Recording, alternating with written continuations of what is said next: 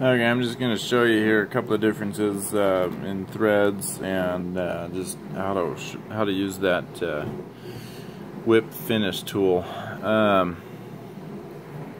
Anyways, this thread on the left is that gel spun, that GSP that I was telling you about. That's really strong.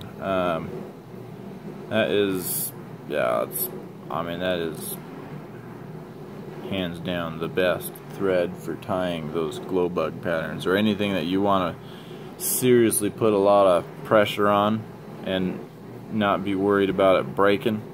That's the way to go. It's a little bit more expensive, of course, but good stuff. Must have, in my opinion. This other stuff looks very much the same, but it's not. It is an ultra thread. 210. I'm going to show you. I'm going to use this stuff to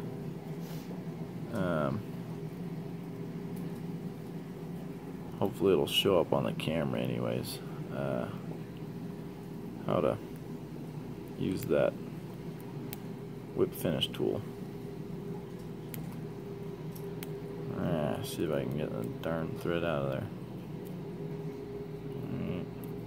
Man, they really wrapped that up in there. Anyways, okay.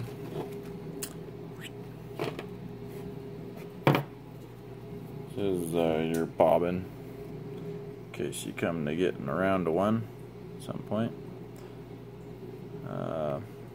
Most of these things are designed so that you can just drop that thread right down that thing and wrap it up a couple of times, and it doesn't unravel on you. So this is your bobbin. You know, this happens to just be the one that I had closest to me. It has this odd bend here, but whatever, works just fine. Doesn't really matter the direction you put it in there. You just stretch that across those two deals, pull out enough of this thread that you can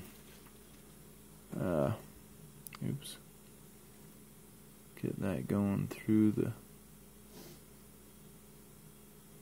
tube. I normally like to only just get it started, and then I'll just make sure I've got some excess right here, and I'll suck on it. Pulls it right through. Works pretty good. Anyways, I'm just going to slap a hook up in here.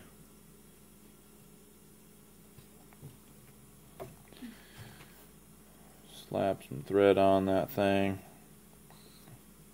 Doesn't really, you know, this doesn't hurt anything to practice, because most flies you're going to tie up a good thread base anyways.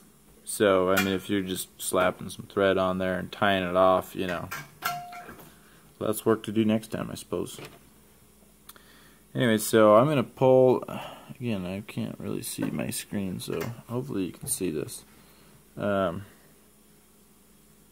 my whip finish tool. Here's my thread, bobbin, hook. I'm just going to pull that down a little bit. I'm going to take that whip finish tool.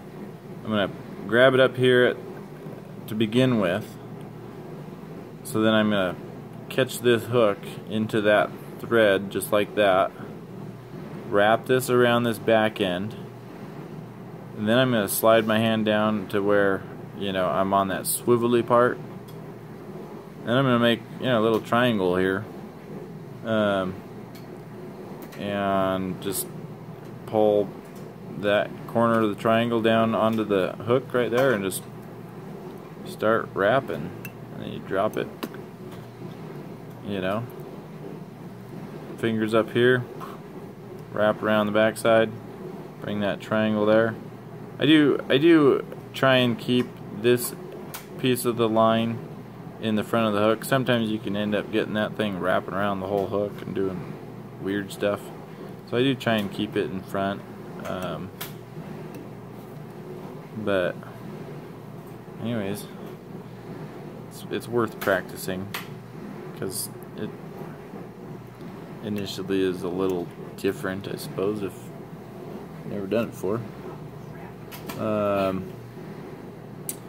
think I might even actually have a different, not all whip finish tools look the same. I might have another one.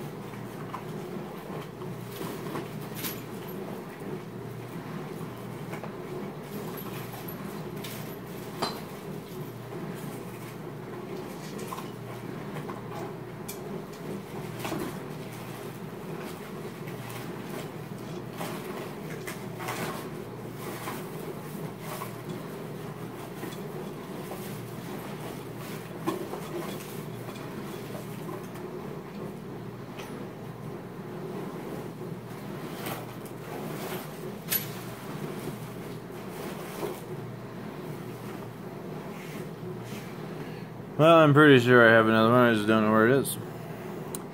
You could actually do this by hand too. So, take these two fingers. Anyway, let me slow that down a little bit. Again, give yourself some room. Take two fingers, hit your line, start wrapping it around, twisting your hand. See, and then I go ahead and drop that and I twist my fingers around. So again, I'm making my little triangle there, and then I can just start wrapping. And I have to keep twisting my fingers around. And then you let that little loop tighten up. Anyways, it works really well. It's just, you know, sometimes a little bit harder to do on really fine flies, but it's good. Good thing to practice, because you can do it on really small flies, but that's the gig right there. So